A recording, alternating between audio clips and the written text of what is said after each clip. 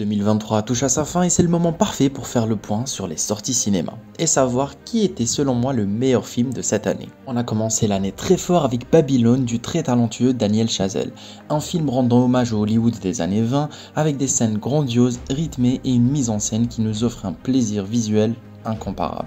Le film Super Mario Bros était le plus gros succès de cette année. Après avoir dépassé le milliard de dollars de recettes, franchement c'est un succès très mérité dû à sa grande qualité visuelle, sa fidèle adaptation au jeu original et des voix d'acteurs qui étaient très investies. En termes de films d'horreur cette année, je n'ai retenu que l'excellent film Cobweb ou La Maison du Mal en français. Une histoire assez originale, une atmosphère angoissante, limite malsaine et une tension palpable du début jusqu'à la fin, avec un casting incroyable comme l'acteur Anthony Starr et Lisa Kaplan. L'année fut très riche en films français comme l'excellent L'amour et les forêts avec Virginie Fira et Melville Poupeau. Drame glaçant sur un sujet très difficile que la réalisatrice a su avec justesse retranscrire toutes les émotions de cette femme sous l'emprise de son mari possessif et dangereux. On pourra citer aussi Je verrai toujours vos visages réalisé par Jeanne Herry, un film sur la justice restaurative où délinquants et victimes ouvrent le dialogue visant à aider les victimes à se reconstruire et l'auteur de l'infraction à prendre conscience de ses actes. Le film Barbie et Oppenheimer ont créé l'événement cet été, avec une sortie simultanée le même jour, poussant le public à passer 3 heures devant un biopic sur la conception de la bombe nucléaire avec une réalisation très soignée comme seul Christopher Nolan sait le faire, ou alors un bon divertissement complètement barré, très musical et engagé. Steven Spielberg a fait son retour au mois de février avec The Fablesman, un récit autobiographique dans lequel Steven Spielberg nous fait une vraie déclaration d'amour au 7e art. Un hommage à ses parents avec des scènes vraiment très touchantes et une mise en scène très soignée. M. Night Shyamalan nous a offert cette année l'excellent Knock at the Cabin, un thriller de suspense où l'on va suivre un couple avec leur fille qui vont passer leurs vacances dans un petit chalet isolé, en pleine nature. Ils seront vite pris en otage par 4 étrangers armés qui exigent d'eux un choix impossible afin d'éviter l'apocalypse. Avec notamment John Batista en grande forme, aussi Rupert Grint qui est très habitué à travailler avec M. Night Shyamalan, notamment dans la très bonne série The Servant qu'on peut retrouver sur la plateforme Apple TV.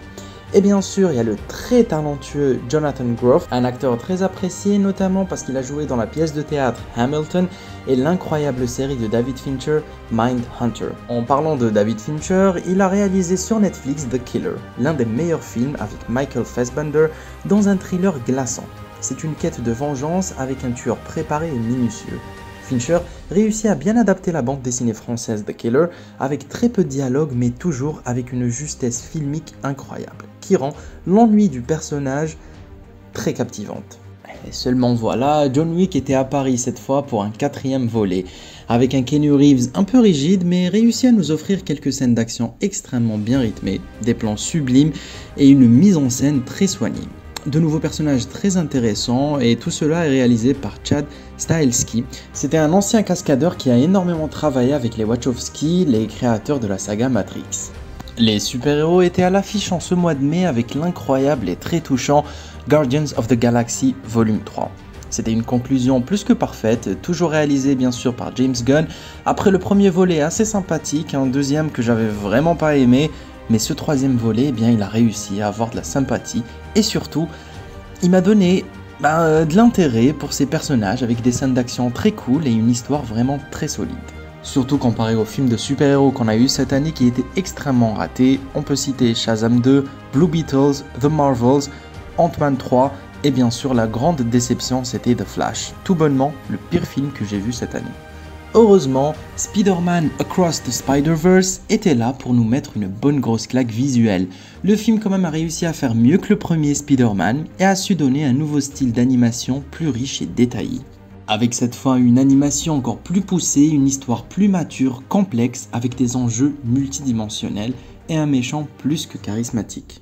Wes Anderson, connu pour sa mise en scène et ses plans fixes symétriques, cette fois il revient avec une palette de couleurs au ton pastel, Asteroid City, n'a pas été à la hauteur, tout comme le retour de Harrison Ford avec Indiana Jones 5 qui était vraiment pas bon du tout, ni en termes d'effets spéciaux, ni en termes de scénario, c'était vraiment un pur fiasco. Mention spéciale pour les films Sick of Myself, The Infinity Pool, Huria ou encore Concrete Utopia. Mais Anatomie d'une chute, le dernier film de Justine Triet, a su se hisser au film de l'année dans mon cœur.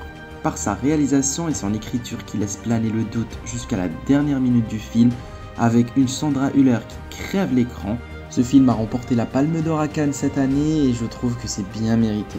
Et sûrement il sera nominé aux Oscars pour l'année prochaine.